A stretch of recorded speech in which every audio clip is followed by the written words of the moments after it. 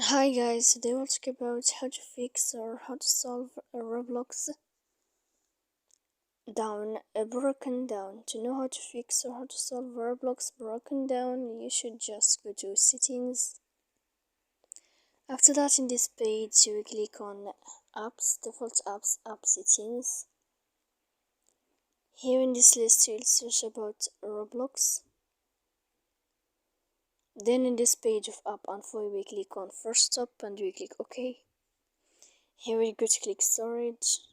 Then we click clear cache, and in the end of all these steps, then you can turn off your phone. So please don't forget to support us by like and subscribe. See you next time in another video, and thank you for your attention and your watching. Goodbye.